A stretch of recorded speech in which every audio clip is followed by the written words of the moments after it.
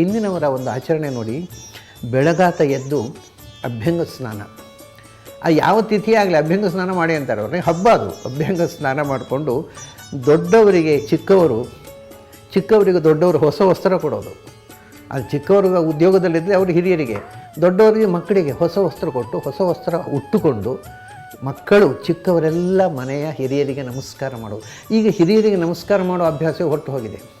ಚಿಕ್ಕ ಮಕ್ಕಳಿಗೆ ದೊಡ್ಡವರನ್ನು ಕಂಡಾಗ ನಮಸ್ಕಾರ ಮಾಡಬೇಕನ್ನೋ ಪ್ರಜ್ಞೆ ಇರೋದಿಲ್ಲ, ಪೆದ್ದುಗಳಾಗಿ ಬೆಳೀತಾ ಇದ್ದಾವೆ.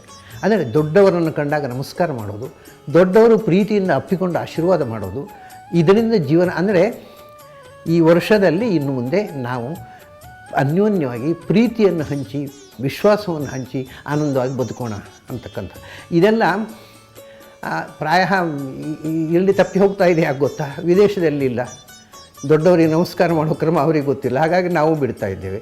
ನಾವು ಅವರಾಗೆ ಯಾರೋ ಸಿಕ್ಕಿದರೆ ಹಾಯ್ ಹಾಯ್ ಅಂತೀವಿ. ಏನಾಯ್ತಪ್ಪ ಅನಿಷ್ಟ ಇವರು ಯಾಕೆ ಹಾಯ್ ಹಾಯ್ ಅಂತಾರೆ ಅಂತ. ಅದು ಅಲ್ಲಿ ವಿದೇಶದಲ್ಲಿ ಯಾರೋ ಎದುರು ಸಿಕ್ಕಿದ ತಕ್ಷಣ ಹಾಯ್ ಅಂತಾರೆ. ನಮ್ಮ ಯಾಕೆಂದರೆ ಸ್ವಂತಿಕೆ ಇಲ್ಲ ನಮ್ಮ ಜನಕ್ಕೆ. ವಿದೇಶದಲ್ಲಿ ಏನು ಮಾಡ್ತಾರೆ ಅದನ್ನು ಕಾಪಿ ಮಾಡ್ತಕ್ಕಂಥ ಎರಡನೇ ದರ್ಜೆಯ ಜನಾಂಗ ಈ ದೇಶದಲ್ಲಿ ಬೆಳೀತಾ ಇದೆ. ದೊಡ್ಡವರಿಗೆ ನಮಸ್ಕಾರ ಮಾಡಿ ಆದಮೇಲೆ ದೊಡ್ಡವರನ್ನು ಕಂಡಾಗ ಎದ್ದು ನಿಲ್ಲೋದು, ದೊಡ್ಡವರಿಗೆ ನಮಸ್ಕಾರ ಮಾಡೋದು, ಅದೆಲ್ಲ ಈ ದೇಶದ ಸಂಸ್ಕೃತಿ. ಇವತ್ತು ಒಂದು ಆಶ್ಚರ್ಯ ಏನು ಗೊತ್ತಾ?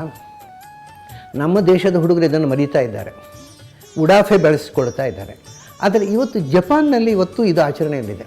ಎಲ್ಲಿ ತನಕ ಅಂದರೆ ಎಷ್ಟು ಅದ್ಭುತ ಅಂತಂದರೆ, ಅವರು ಯಾರಾದರೂ ಒಬ್ಬ ವಯಸ್ಸಿನಿಂದ ಹಿರಿಯ, ನಮ್ಮ ಪರಿಚಯದ ಅನ್ನೋಬೇಕಾಗಿಲ್ಲ, ವಯಸ್ಸಿನಿಂದ ಹಿರಿಯ ಬಂದ ಕೂಡಲೇ ಕುರ್ಚಿಯಲ್ಲಿ ಕೂತಿದ್ದು ಎದ್ದು ನಿಲ್ತಾನೆ. ಒಂದು ಪ್ರಸಂಗ ನಾನು ಕೇಳಿದೆ, ನೀನು ಯಾಕೆ ಎದ್ದು ನಿಂತಿ ಅಂತ. ಅವ್ರು ನಮ್ಗಿಂತ ವಯಸ್ಸಿನಿಂದ ಹಿರಿಯರು, ಆ ವಯೋವೃದ್ಧರು, ಅದಕ್ಕೋಸ್ಕರ ಎದ್ದು ನಿಂತೆ ಅಂತಾನೆ. ನಿನಗೆ ಯಾರು ಅವ್ರು ಗೊತ್ತಿಲ್ಲ ನನಗೆ ಅಂತಾನೆ. ಪರಿಚಯ ಬೇಡ. ಆದರೆ ದೊಡ್ಡವರಿಗೆ ಗೌರವ ಕೊಡ್ತಕ್ಕಂಥ, ರಿಸ್ಪೆಕ್ಟ್ ಕೊಡತಕ್ಕಂಥ ಸಂಸ್ಕೃತಿ ಈ ದೇಶದಲ್ಲಿ ಮಾಯ ಆಗ್ತಾ ಇದೆ. ಜಪಾನ್ನಲ್ಲಿ ಇವತ್ತಿಗೂ ಅದರಿಂದಲೇ ಜಪಾನ್ ಮುಂದುವರಿತಾ ಇದೆ, ಔದ್ಯೋಗಿಕವಾಗಿ ಸಾಂಸ್ಕೃತಿಕವಾಗಿ ಕೂಡ.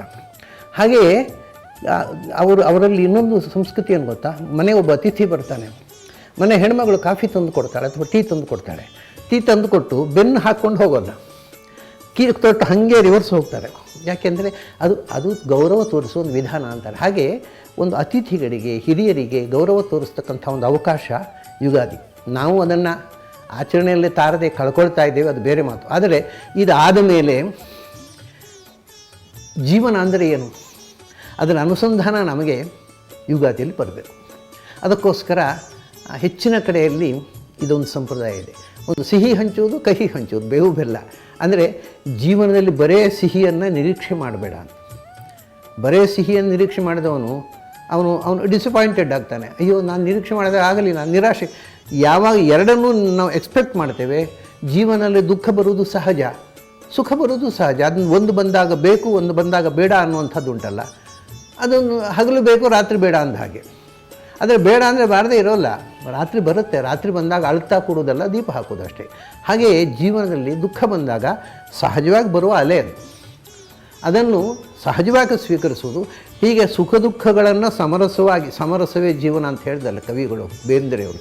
ಅದೇ ಸಮರಸ ಅಂದರೆ ದುಃಖ ಬಂದಾಗ ಅದು ತಮಾಷೆ ಅಂದರೆ ಇಡೀ ಮನೆಯವರು ಅದ್ರಲ್ಲಿ ಸ್ಪಂದಿಸಬೇಕು ದುಃಖಕ್ಕೆ. ಯಾರೋ ಒಬ್ಬ ದುಃಖಕ್ಕೊಳಗಾದಾಗ ನಮಗೇನು ಸಂಬಂಧ ಇಲ್ಲ, ಮುದುಕ, ಹಳೆ ಮುದುಕ, ಅದು ದುಃಖ ಅನುಭವಿಸುತ್ತೆ, ನಾವು ಮಜಾ ಮಾಡೋಣ ಅನ್ನಬಾರ್ದು. ಅಂದರೆ ಈ ಸಾಮರಸ್ಯ ಜೀವನದಲ್ಲಿ ಸುಖ ದುಃಖಯೋ ಅದ್ವೈತ ಅಂತ. ಒಂದು ಮನೆಯಲ್ಲಿ ಒಬ್ಬ ದುಃಖದ್ದಾಗ ಇಡೀ ಮನೆ ದುಃಖಿಸಬೇಕು, ಒಬ್ಬ ಸುಖಪಟ್ಟಾಗ ಎಲ್ಲರೂ ಅದನ್ನು ಎಂಜಾಯ್ ಮಾಡಬೇಕು. ಈ ರೀತಿಯ ಒಂದು ಸಾಮರಸ್ಯ ಬದುಕಿನಲ್ಲಿ ಬರಬೇಕು. ಅದಕ್ಕೆ ಸುಖ ದುಃಖ ಅನ್ನೋದು ಅದು ಹಗಲು ರಾತ್ರಿ ಇದ್ದಂತೆ ಜೀವನದ ಎರಡು ಮುಖಗಳು. ಅದರಲ್ಲಿ ಒಂದು ಬೇಕು, ಒಂದು ಬೇಡ ಅಂತ ಹೇಳಬಾರ್ದು ಅನ್ನೋದಕ್ಕೋಸ್ಕರವೇ ಈ ಕಹಿ ಮತ್ತು ಸಿಹಿಯನ್ನು ಕೊಡ್ತಕ್ಕಂಥದ್ದು. ಬೇವು ಬೆಲ್ಲ, ಎಳ್ಳು ಕೊಡ್ತಾರೆ. ಈಗ ಬೆಲ್ಲ ಯಾರು ಕೊಡೋಲ್ಲ, ಈ ಕಲಶಕರ ಕೊಡ್ತಾರೆ. ಅದರಲ್ಲಿ ಅಚ್ಚಿನ ಕಲಶಕರ ಬೊಂಬೆಗಳು ಬರ್ತಾವೆ. ಏನೇ ಬರಲಿ ಅದರ ಸಂದೇಶ ಅಂತೂ ಸಿಹಿ ಹಂಚುವುದು. ಅಂದರೆ ದುಃಖವನ್ನು ಕೂಡ ಸಿಹಿಯಂತೆ ಅನುಭವಿಸೋಣ ಅಂತ, ಅದನ್ನು ಎಂಜಾಯ್ ಮಾಡೋಣ. ಯಾಕೆಂದರೆ ಅದು ಸಹಜ. ಅದು ಸುಖ ಎಷ್ಟು ಸಹಜವೋ ರಾತ್ರಿಯನ್ನು ನಾವು ಎಂಜಾಯ್ ಮಾಡೋಲ್ವಾ? ಹಗಲನ್ನು ಮಾತ್ರ ಅಲ್ಲ, ರಾತ್ರಿ ಬಂತು ತಳ್ತಾ ಕೊಡೋಲ್ಲ. ಆ ರೀತಿ ಜೀವನದಲ್ಲಿ ಆ ಆನಂದವನ್ನು ಸವಿಯಬೇಕು, ಅನುಭವಿಸಬೇಕು. ದುಃಖವನ್ನು ಕೂಡ ಸಹಜವಾದ ಒಂದು ಅಲೆ ಅಂತ ಅದನ್ನು ಇವಾಗ ನಾವು ಕಲಿಯುವಾಗ ಎಷ್ಟೋ ಸಮಸ್ಯೆಗಳು ಬರ್ತವೆ. ಮನೆಯಲ್ಲಿ ತಾಯಿ ಹೇಳ್ತಾಳೆ, ಇವತ್ತು ನೀನು ಇದನ್ನು ಬಾಯಿಪಾಠ ಕಲಿತಿದ್ದರೆ ನಿನಗೆ ಗಂಜಿ ಕೊಡೋಲ್ಲ, ಕಾಫಿ ಕೊಡೋಲ್ಲ ಅಂತಾಳೆ.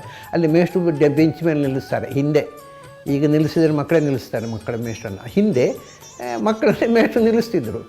ಅದು ಹಿಂಸೆ, ಅದು ದುಃಖ. ಆದರೆ ಆ ದುಃಖ ಯಾಕೆಂದರೆ ಅವನು ಹೆಚ್ಚು ಜಾಣ ಆಗಬೇಕು ಅಂತ ದೊಡ್ಡವರು ಮಾಡ್ತಕ್ಕಂಥ. ಅದರಿಂದ ನಾವು ಜೀವನದಲ್ಲಿ ಅನುಭವಿಸುವ ದುಃಖಗಳೆಲ್ಲ ನಮ್ಮ ಆತ್ಮ ಪಕ್ವ ಆಗುವುದಕ್ಕೆ ಇರ್ತಕ್ಕಂಥ ಒಂದು ಭಗವಂತ ಒದಗಿಸಿದ ಒಂದು ಹಿನ್ನೆಲೆ. ಅದು ಶಿಕ್ಷೆ ಅನ್ನೋದು it is not punishment, it is training. ನಮಗೆ ಶಿಕ್ಷಣ ಅದು ಅಂತಕ್ಕಂಥ ರೀತಿಯಿಂದ ನಾವು ಅನುಭವಿಸಿದರೆ ದುಃಖ ಕೂಡ ಒಂದು ಆನಂದಮಯವಾದ ಅನುಭವ ಆಗುತ್ತೆ. ಹೇಗೆ ನಾವು ಕಷ್ಟಪಟ್ಟು, ನನಗೆ ಒಬ್ಬರು ಬ್ಯಾಂಕ್ ಮ್ಯಾನೇಜರ್ ಹೇಳ್ತಿದ್ರು, ಆಚಾರ್ಯ ನಾನು ಕಲಿಯುವಾಗ ನಮ್ಮ ಮೇಷ್ಟ್ರು ಫುಟ್ ರೂಲರ್ನಿಂದ ಕೈ ಗಂಟೆ ಹೊಡಿತಿದ್ದರು, ಅವು ಸಿಟ್ಟು ಬರ್ತಿತ್ತು. ಆದರೆ ಅವರು ಅಷ್ಟು ಪೆಟ್ಟು ಕೊಟ್ಟದ್ರಿಂದ ಇವತ್ತು ನಾನು ಮ್ಯಾನೇಜರಾಗಿ ಎತ್ತರಕ್ಕೆ ಏರಿದೆ. ಅಂದರೆ ನಾವು ಬಾಲ್ಯದಲ್ಲಿ ಪಟ್ಟ ಕಷ್ಟ ಅದು ಸುಖಾಂತವಾಗುತ್ತೆ. ಹಾಗೆ ಜೀವನದ ಎಲ್ಲ ಕಷ್ಟಗಳು ಒಂದು ಸುಖಕ್ಕೆ ಪೀಠಿಕೆ, ಅದು ಮೆಟ್ಟಿಲು ಅಂತ ನಾವು ಯೋಚಿಸಿದರೆ ಬದುಕು ಸಹ್ಯವಾಗುತ್ತೆ ಅನ್ನೋದು ಈ ಯುಗಾದಿಯ ಸಂದೇಶ. ಇದು ಪ್ರಪಂಚದಲ್ಲಿ ಯಾರೂ ಈ ರೀತಿ ಹೊಸ ವರ್ಷವನ್ನು ಆಚರಿಸುವುದಿಲ್ಲ. ಇದು ನಮ್ಮ ದೇಶದ ವೈಶಿಷ್ಟ್ಯ. ಹಾಗಾಗಿ ಸುಖ ದುಃಖಗಳನ್ನು ನಲಿದು ಆಚರಿಸೋಣ ಅಂತ. ಸುಖ ಬಂದಾಗಲೂ ನಲಿಯೋಣ, ದುಃಖ ಬಂದಾಗಲೂ ನಲಿಯೋಣ. ಕೂಗುತ್ತಾ ಅಳುತ್ತಾ ಕೂಡುವುದು ಬೇಡ. ಯಾವತ್ತೂ ಜೀವನದಲ್ಲಿ ಕಣ್ಣೀರು ಬರಬಹುದು, ಅದು ಆನಂದದ ಕಣ್ಣೀರು ಇರಬೇಕು, ದುಃಖದ ಕಣ್ಣೀರು ಇರಬಾರ್ದು. ಸುಖ ಜೀವನದಲ್ಲಿ, ದುಃಖ ಬಂದಾಗಲೂ ನಾವು ಅದನ್ನು ನಲಿದು ಆನಂದದಿಂದ ಅನುಭವಿಸೋಣ ಅನ್ನುವ ಸಂದೇಶವನ್ನು ಕೊಡ್ತಕ್ಕಂಥ ಹಬ್ಬ. ಮತ್ತು ದೊಡ್ಡವರು ಸಣ್ಣವರು ಇಬ್ಬರು ಒಟ್ಟಿಗೆ ಆಚರಿಸಿ ಸುಖ ಪಡ್ತಕ್ಕಂಥ, ಒಬ್ಬರನ್ನೊಬ್ಬರು ಪ್ರೀತಿಸುವ, ದೊಡ್ಡವರು ಸಣ್ಣವರಿಗೆ ಆಶೀರ್ವಾದ ಮಾಡುವ, ಸಣ್ಣವರು ದೊಡ್ಡವರಿಂದ ಆಶೀರ್ವಾದ ಪಡೆಯುವ ಒಂದು ಅಪೂರ್ವವಾದಂಥ ಹಬ್ಬ ಯುಗಾದಿ. ಪ್ರಾಯ ನಾವು ಡಿಸೆಂಬರ್ 31ಕ್ಕಿಂತ ಇದಕ್ಕೆ ಹೊರಳುವುದು ಹೆಚ್ಚು ಯುಕ್ತ ಅಂತ ಕಾಣುತ್ತೆ. ನಮ್ಮ ಹುಡುಗರಿಗೆ ಸ್ವಲ್ಪ ಬುದ್ಧಿ ಬಂದರೆ ಯುಗಾದಿ ಹೆಚ್ಚು ಅರ್ಥಪೂರ್ಣವಾಗುತ್ತೆ. ಅಂಥ ಅರ್ಥಪೂರ್ಣವಾದ ಯುಗಾದಿ ನಮ್ಮ ದೇಶದ್ದು ಇನ್ನು ಮುಂದೆ ಆಗಲಿ. ನಮ್ಮ ದೇಶದಲ್ಲಿ, ನಮ್ಮ ರಾಜ್ಯದಲ್ಲಿ, ಕರ್ನಾಟಕದಲ್ಲಿ ಒಳ್ಳೆಯ ಯುಗಾದಿ ಹಬ್ಬ ಬರಲಿ ಅಂತ ಹಾರೈಸೋಣ.